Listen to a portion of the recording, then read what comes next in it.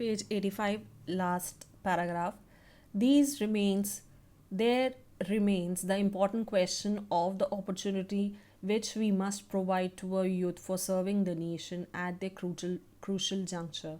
There is so much to be done. Civil defense measures for to be strengthened in urban as well as rural areas, a network of nursing, first aid, and blood bank centers to be established, the welfare of our brave security forces who have sacrificed so much on the battlefield to be furthered, the dependence of those who made the supreme sacrifice to be helped and comforted, communal harmony to be maintained, the whole process of economic development and reconstruction to be speed up, the vast areas of poverty and ignorance that still exist to be cleared, the fabric of a democratic society to be strengthened.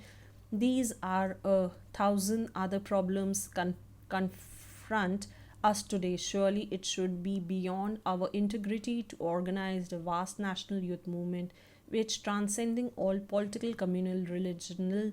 Okay, अब यहाँ पर बताया गया है कि जो opportunities हैं वो सबसे मेन बात आती है. यूथ तो काम करना चाह रहा है पूरी मेहनत से, ईमानदारी से, मगर अपॉर्चुनिटी नहीं है, उनको काम नहीं मिल रहा है. पढ़ाई करके वो बैठे हुए हैं घर में मगर उनको कोई काम नहीं दे रहा है. तो ये चीज़ बहुत ज़रूरी है कि कुछ ऐसी चीज़ें हैं जो चेंजेस लाना ज़रूरी है. जैसे कि सिविल डिफेंस है, वहाँ पर कुछ चेंजेस आना ज़रूरी है. अर्बन अर्बन और रूरल एरियाज़, शहर और गांव दोनों के एरियाज़ को प्रॉपरली स्ट्रेंथन करना ज़रूरी है. Nursing, first aid, blood bank, ये वाली चीज़ों को और ज़्यादा अच्छे से इस्टेब्लिश करना है. वेलफेयर है, जो सिक्योरिटी फोर्सेस वाले जो लोग होते हैं उनका जो वेलफेयर है, उनकी जो भलाई है, उसके लिए लोगों को ध्यान देना है. फिर जो लोग देश के लिए सैक्रिफाइस करते हैं उनकी मदद करने के लिए लोग आगे आना चाहिए. जो हारमनी है वो मेंटेन करने के लिए लोगों को ध्यान देना चाहिए. फिर जो पुअर लोग हैं और जो ऐसी जगहें हैं जहाँ पर लोग ज़्यादा ध्यान नहीं देते, इग्नोर कर देते हैं जिन लोगों को, उन लोगों पे ज़्यादा ध्यान देना है और उनकी पावर्टी को हटाना है.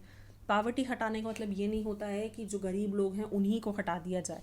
गरीब लोग को नहीं, गरीबी को हटाना चाहिए. जैसे उनको काम दे दिया जाए या कुछ और उनको अपने पैरों पे खड़ा करा दिया जाए, जिस वजह से गरीबी हटेगी. और ये सारी जो चीज़ें हैं, डेमोक्रेटिक सोसाइटी को स्ट्रॉन्ग करना है, सारी चीज़ें जब मिलके एक साथ होएगी तो ऑफ कोर्स अपने देश तरक्की करेगी. ये सारी प्रॉब्लम्स हैं जो आजकल देश में पाई जाती है और इसके लिए एक मूवमेंट होना चाहिए, एक नेशनल यूथ मूवमेंट होना चाहिए जिसके अंदर पॉलिटिकल, कम्युनल, रिलीजनल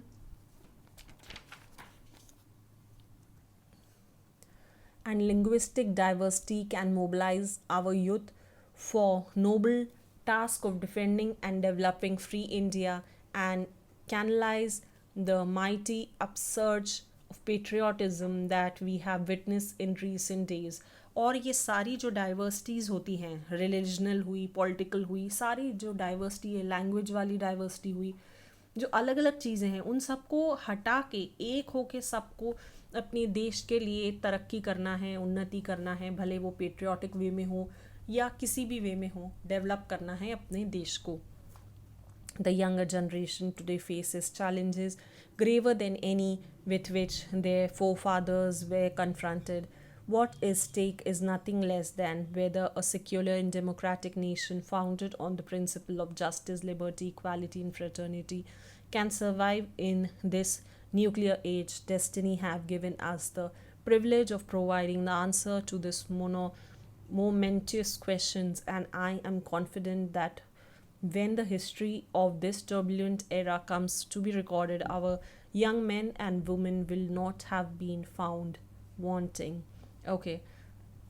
अब यहाँ पर बोला है कि जो भी प्रॉब्लम्स आई हैं अपने फोर फादर्स को, उससे ज़्यादा बड़ी प्रॉब्लम्स अभी इस टाइम पे आ रही है लोगों के बीच में, और इसीलिए ज़्यादा परेशानियां इरप्ट हो रही हैं. मगर फिर भी वो सारी परेशानियों को एक साइड रख के अपनी देश को सेक्युलर और डेमोक्रेटिक बनाने के लिए कुछ प्रिंसिपल्स हमेशा याद रखने हैं, जैसे कि जस्टिस, लिबर्टी, इक्वालिटी, फ्रेटर्निटी, एक दूसरे के साथ ब्रदरहुड मेंटेन करना और जस्टिस रखना, बराबरी रखना, इक्वालिटी रखना, लिबर्टी है, सारी चीज़ें मेंटेन करके अगर अपन आगे चलेंगे तो इस क्वेश्चन का जवाब यही अपन को मिलता है कि हाँ, इस एरा के जितने लोगों ने जो भी काम किया है वो हिस्ट्री में ज़रूर लिखा जाएगा, और ऐसा कोई भी नहीं रहेगा जिसके पास काम नहीं होगा, और देश तरक्की ज़रूर करेगा।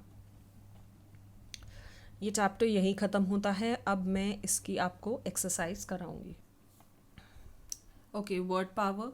Use the following words in sentences of your own.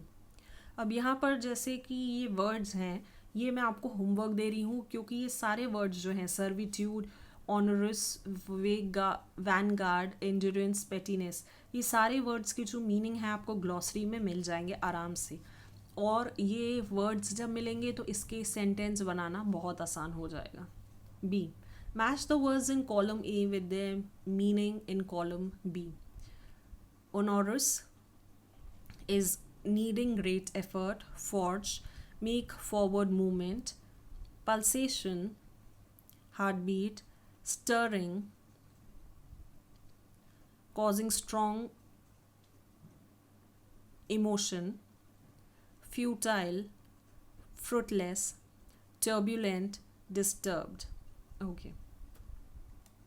इसके ऊपर जो सी वाला पजल है वो आप खुद कर सकते हैं, और ये पजल ये वाला मैं नहीं करवा रही हूँ। डी वाला जो है, find the antonym of the following words from the text. The first letter of the antonym is given against each.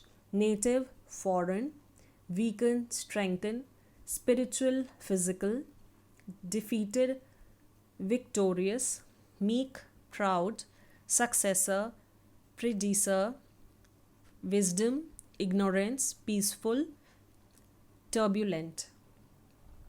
Okay, अब यहाँ पर कॉम्प्रीहेंशन आता है। ए का है, choose the correct alternative. First, the sense that the author wants the youth to have towards the nation is of responsibility, ए वाला है आपका।